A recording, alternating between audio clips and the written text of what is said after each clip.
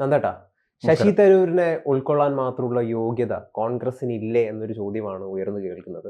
പ്രധാനമന്ത്രി നരേന്ദ്രമോദിയുടെ അമേരിക്കൻ സന്ദർശനത്തെ പുകഴ്ത്തിക്കൊണ്ടുള്ള അദ്ദേഹം എഴുതിയ ഒരു ലേഖനം, അതിനെതിരെ വ്യാപകമായിട്ടുള്ള ഒരു വിമർശനമാണ് കോൺഗ്രസിന്റെ അകത്ത് നിന്ന് തന്നെ വരുന്നത്. പല നേതാക്കന്മാരും ദേശീയ നേതൃത്വത്തിനൊക്കെ പരാതിയൊക്കെ നൽകിയിട്ടുണ്ട്.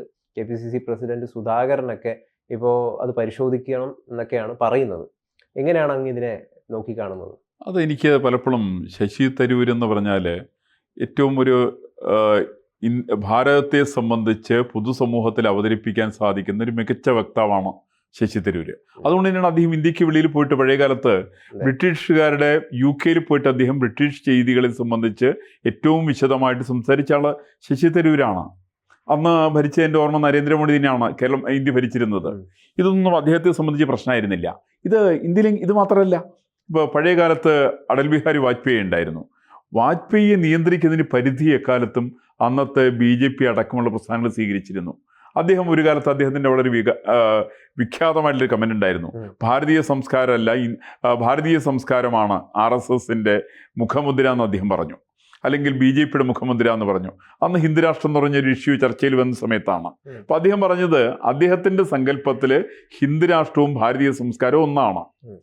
ഇത് പറയാൻ വേണ്ടിയിട്ട് അടൽ ബിഹാരി വാജ്പേയിക്ക് സ്വാതന്ത്ര്യമുണ്ട്. അദ്ദേഹം അത് BJPയിലോ സംഘപരിവാർ പ്രസ്ഥാനത്തിലോ നിൽക്കുന്ന സമയത്ത് ഈ സ്റ്റേറ്റ്മെന്റ് ഇറക്കിയതിന് ശേഷം അദ്ദേഹത്തിന് ഇന്ത്യയുടെ പ്രധാനമന്ത്രിയാകാൻ സാധിച്ചു. വളരെ ശക്തവും കടുത്ത നിലപാടുകളുമുള്ള LK അദ്വാനിയെ 2ാം സ്ഥാനത്താക്കിക്കൊണ്ടാണ് അദ്ദേഹം 1ാം സ്ഥാനത്തെത്തിയത്. അതിനെ അംഗീകരിക്കാൻ സാധിച്ചിരുന്നു. പക്ഷെ കോൺഗ്രസ്സിന് കഴിഞ്ഞ കുറേ കാലങ്ങളായിട്ട് പണ്ഡിറ്റ് ജവഹർലാൽ നെഹ്റു തുടങ്ങിയിട്ട് കോൺഗ്രസ്സിന് സാധിക്കുന്നില്ല. കാരണം കോൺഗ്രസിൻ്റെ അഡമൻ നേച്ചറുണ്ട്.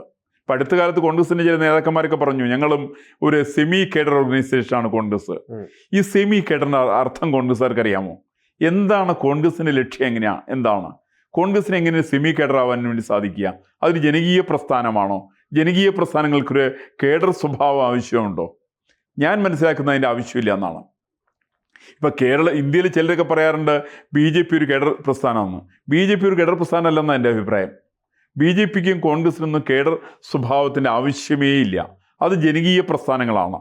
ഈ നാട്ടിലെ ജനങ്ങളുടെ വിഷയങ്ങൾ പഠിച്ച് അതിന് പരിഹാരം കണ്ടെത്താൻ സാധിക്കുന്ന ജനകീയ വിഷയങ്ങൾ ഏറ്റെടുക്കുന്ന പ്രസ്ഥാനങ്ങളൊന്നും കേഡർ പ്രസ്ഥാനങ്ങളാവേണ്ട ആവശ്യമില്ല. അത് തന്നെയാണ് ശശി തരൂരിൻ്റെ നിലപാടും ശരിക്കും അത് തന്നെയാണ്. ശശി തരൂർ പറഞ്ഞത് നരേന്ദ്രമോദിയുടെ വിദേശയാത്ര, ആ വിദേശയാത്ര എത്ര ഫ്രൂട്ട്ഫുള്ളാണ്, വളരെ ഫലപ്രദമാണ്. അദ്ദേഹം ലോകത്തിൻ്റെ വ്യത്യസ്തമായിട്ടുള്ള പല പ്രദേശങ്ങളിൽ യാത്ര ചെയ്യുന്നു. നമ്മൾ പ്രതീക്ഷിക്കാത്ത രീതിയിൽ ഫ്രാൻസ് ആണെങ്കിലും ജർമ്മനി ആണെങ്കിലും UK ആണെങ്കിലും US ആണെങ്കിലും ഓസ്ട്രേലിയ ആണെങ്കിലും ഇന്ത്യൻ പക്ഷത്തേക്ക് വരുന്ന രീതിയിൽ അവരെ കൂടി കൈകോർത്ത് അവരെ കൂടി ചേർത്ത് പിടിക്കാൻ വേണ്ടിയിട്ട് നരേന്ദ്രമോദിക്ക് സാധിക്കുന്നുണ്ട്. ഇത് തിരിച്ചറിയാൻ സാധിക്കുന്നത് ഐക്യരാഷ്ട്രസഭയുടെ സെക്രട്ടറി ജനറലായിട്ട് മത്സരിച്ചിട്ടുള്ള ശശി തരൂരിനാണ് അറിയാൻ വേണ്ടി സാധിക്കുക. കാരണം അദ്ദേഹത്തിന് അത് മനസ്സിലാക്കാൻ എളുപ്പമുണ്ട്. അതിൻ്റെ ഒരു ശരീരശാസ്ത്രം മാത്രമല്ല, അതിൻ്റെ ഘടനാപരമായിട്ടുള്ള വിഷയങ്ങളെ സംബന്ധിച്ചും ശശി തരൂരിന് കൃത്യമായിട്ടുള്ള ധാരണയുണ്ട്, അനുഭവമുള്ള ആളാണ്. അപ്പോൾ അത് വെച്ചിട്ട് നമ്മൾ കയറിയിട്ട് ഇവിടെയുള്ള സാധാരണ കോൺഗ്രസ്സുകാരൻ പറയുന്നത് സുധാകരൻ പറയുകയാണ് ശശി തരൂരിൻ്റെ പ്രസ്താവനയെ കുറിച്ച് ഞാൻ പരിശോധിക്കുന്നു. ഇത് പരിശോധിക്കുന്ന ഇയാളാരാ? സുധാകരനെ കുറിച്ച് എന്താ വിവരമുള്ളത്? സുധാകരൻ ഇതിനെ സംബന്ധിച്ച് ഇന്ത്യയുടെ വിദേശ നയത്തെ സംബന്ധിച്ച് പറയാൻ വല്ല അദ്ദേഹത്തിന് എന്തെങ്കിലും വിവരം ഇതിനെ സംബന്ധിച്ചുണ്ടോ? ഖാർഗെ അടക്കം കടന്നാക്രമിക്കുന്ന ഒരു പശ്ചാത്തലത്തിൽ ശശി തരൂരിന്റെ ഭാഗത്തു നിന്ന് ഇങ്ങനെ ഒരു നിലപാട് വരുമ്പം സ്വാഭാവികമായിട്ടും അണികൾക്കിടയിൽ തന്നെ ഒരു വലിയൊരു പ്രശ്നങ്ങൾ ഉണ്ടാവുമല്ലോ. അണികൾക്കിടയ്ക്ക് അങ്ങനെ പ്രശ്നം ഉണ്ടാവരുത്. കാരണം അണികളെ ആ തരത്തിൽ പറഞ്ഞ് പഠിപ്പിക്കരുത്. അണികളെ ആ തരത്തിൽ പറഞ്ഞ് പഠിപ്പിക്കാതെ ഏതെങ്കിലും നേതാവിനെതിരായിട്ട് പറഞ്ഞാൽ വികാരം കൊള്ളുന്നവരാണ് അണികളെങ്കിൽ ആ പ്രസ്ഥാനത്തിന് നാശം ഉറപ്പായി. അവിടെയാണ് കമ്മ്യൂണിസ്റ്റ് പ്രസ്ഥാനം ഇവർ തമ്മിൽ എന്താ വ്യത്യാസം? ഇതൊരു കമ്മ്യൂണിസ്റ്റ് ശൈലിയാണ്. തങ്ങളുടെ നേതാവായിരിക്കുന്ന ഖാർഗെക്കെതിരായിട്ട് പറയുന്ന നരേന്ദ്രമോദിക്ക് അനുകൂലമായിട്ട് വാക്കുകൊണ്ടോ പ്രവൃത്തി കൊണ്ടോ എന്തെങ്കിലും പറയുന്നത് കോൺഗ്രസ് പ്രസ്ഥാനത്തിന് ദൂഷ്യമാണെന്ന് കോൺഗ്രസ് പ്രസ്ഥാനം ധരിച്ചാൽ സംശയമില്ല ആ പ്രസ്ഥാനം നാശത്തിൻ്റെ വക്കിലാണ്. ഇത് രാഹുൽ ഗാന്ധിയുടെ നയമാണ്. രാഹുൽ ഗാന്ധിക്ക് അതൊക്കെ പറയാം. കാരണം രാഹുൽ ഗാന്ധിക്ക് സാമാന്യ വിവരമുണ്ടെന്ന് ആരും പറയാറില്ല. അപ്പോൾ അതുകൊണ്ട് രാഹുൽ ഗാന്ധിക്ക് ഇതൊക്കെ പറയാനുള്ള സ്വാതന്ത്ര്യം നമുക്ക് കൊടുക്കാം. പക്ഷേ ദീർഘകാലത്തെ രാഷ്ട്രീയ പാരമ്പര്യമുള്ള സുധാകരനെ പോലുള്ള ആളുകൾ മിനിമം ചില കാര്യങ്ങൾ മനസ്സിലാക്കണം. വിദേശകാര്യത്തെ സംബന്ധിച്ച് അദ്ദേഹത്തിന് യാതൊരു നിശ്ചയമില്ല. മറിച്ച് ശശി തരൂരിനെ സംബന്ധിച്ച് അത് ഉണ്ട് താനും. ശശി തരൂരിന് ഇൻ്റർനാഷണൽ ലെവലിൽ കാര്യങ്ങൾ കൃത്യമായിട്ട് ഗ്രഹിക്കാനുള്ള ശക്തിയുണ്ട്. അദ്ദേഹത്തിൻ്റെ വിവിധ രാജ്യങ്ങൾ അദ്ദേഹം യാത്ര ചെയ്തിട്ടുണ്ട്. അദ്ദേഹം യുണൈറ്റഡ് നേഷൻസിൽ പ്രവർത്തിച്ച പരിചയം അദ്ദേഹത്തെ സംബന്ധിച്ചുണ്ട്. അത് ഇന്ത്യയിൽ നിന്നുള്ള മുൻ നയതന്ത്രജ്ഞനാണ്, UN നയതന്ത്രജ്ഞനാണ്. അദ്ദേഹം ജനറൽ സെക്രട്ടറി ജനറലായിട്ട് അദ്ദേഹം മത്സരിച്ച ആളാണ്. അതുകൊണ്ട് അദ്ദേഹത്തിന് ഇത്തരം കാര്യങ്ങളെ സംബന്ധിച്ച് നല്ല പരിജ്ഞാനം അദ്ദേഹത്തിനുണ്ട്. അപ്പോൾ അതുകൊണ്ട് അദ്ദേഹത്തിൻ്റെ അനുഭവത്തിൻ്റെ അടിസ്ഥാനത്തിൽ ഇന്ത്യക്ക് ഗുണകരമായ രീതിയിലാണ് നരേന്ദ്രമോദിയുടെ യാത്ര എന്ന് അദ്ദേഹം തിരിച്ചറിഞ്ഞിരിക്കുന്നു. അതെങ്ങനെ തെറ്റാവുക? ഇത് എക്കാലത്തുണ്ടായിട്ടുണ്ടപ്പ. നേരത്തെ നമുക്കറിയാലോ, നരസിംഹറാവു ഇന്ത്യൻ പ്രധാനമന്ത്രിയായിരുന്നു. നരസിംഹറാവു ഇന്ത്യൻ പ്രധാനമന്ത്രിയായിരുന്ന സമയത്താണ് എന്നാണ് എൻ്റെ ഓർമ്മ, UN ഇന്ത്യയെ പ്രതിനിധീകരിച്ച് സംസാരിക്കാൻ ചുമതലപ്പെടുത്തുന്നത് അന്നത്തെ പ്രതിപക്ഷ നേതാവായിരിക്കുന്ന അടൽ ബിഹാരി വാജ്പേയിയാണ്. അങ്ങനെ പലവട്ടം ഇന്ദിരാഗാന്ധി അത്തരത്തിൽ സമീപിച്ചിട്ടുണ്ട്. ഇന്ദിരാഗാന്ധി 1971 യുദ്ധത്തിന് എന്നെ തയ്യാറെടുക്കുന്ന സമയത്ത് അടൽ ബിഹാരി വാജ്പേയി അദ്ദേഹത്തിന് വീട്ടിൽ പോയിട്ടാണ് കണ്ടിട്ടുള്ളത്. അദ്ദേഹത്തിന് വീട്ടിൽ പോയി കാണാൻ കാരണം വാജ്പേയി വലിയ ആളാണെന്നുള്ള ധാരണ കൊണ്ട് മാത്രമല്ല. നമ്മുടെ പ്രധാനമന്ത്രി മോദി തന്നെ മൻമോഹൻ സിംഗിനെ പറ്റി എത്ര വാചാലമായിട്ടാണ് സംസാരിച്ചതെന്ന് നമുക്കറിയാം. അതെ, അങ്ങനെയാണ് വേണ്ടത്. കാരണം മൻമോഹൻ സിംഗ് എന്ന് പറയുന്ന രാഷ്ട്രീയപരമായിരിക്കത്തില് എതിരാളിയായിരിക്കുന്ന ആളുടെ വലിപ്പം തിരിച്ചറിയാനുള്ള ശക്തി അത് നരേന്ദ്രമോദിക്കുണ്ട്. ഈ ശക്തിയൊന്നും ഇവർക്കാർക്കും കിട്ടില്ല. ഇതിന് വേണമെങ്കിൽ ഇതിന് തപസ് വേണം. ഈ തപസ് രാഷ്ട്രോന്മുഖമായിരിക്കുന്ന തപസ്സാണ്. ആ തപസ് നിലവിലിരിക്കുന്ന കോൺഗ്രസ്സുകാരനില്ല. അതുകൊണ്ട് അവർക്കിതൊന്നും മനസ്സിലാവില്ല. അവർക്കിതൊന്നും മനസ്സിലാവാനുള്ള ശക്തിയില്ല.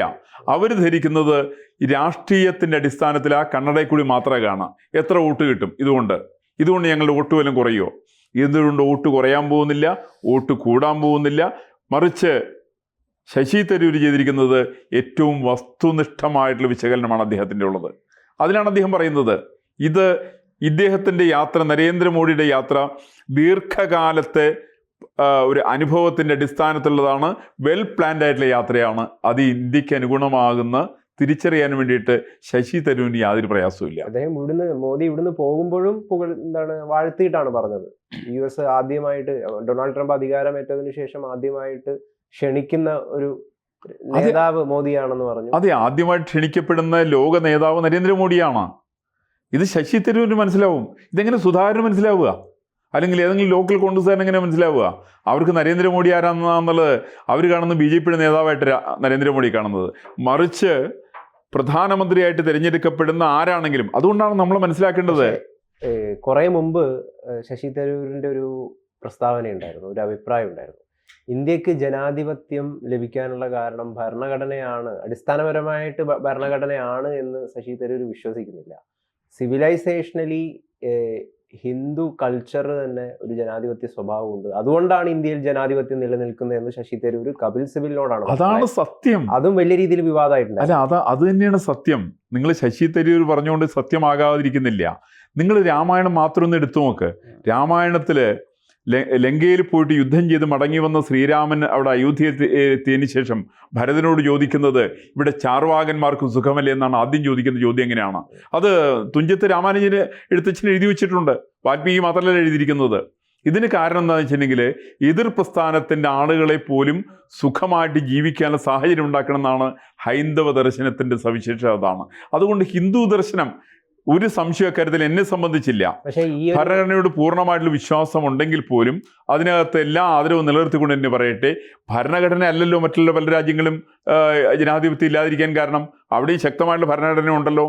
ഈ ഭരണഘടന ഉള്ള സമയത്ത് തന്നെ അതിനെ ബഹുമാനിച്ചുകൊണ്ട് തന്നെ പറയട്ടെ, ഭാരതത്തിൻ്റെ ഏറ്റവും വലിയ സവിശേഷത ഹൈന്ദവ ശക്തികളാണ്, ഹിന്ദുത്വ ആശയമാണ്. അത് പണ്ഡിറ്റ് ജവഹർലാൽ നെഹ്റു തന്നെ പറഞ്ഞിട്ടുണ്ട്.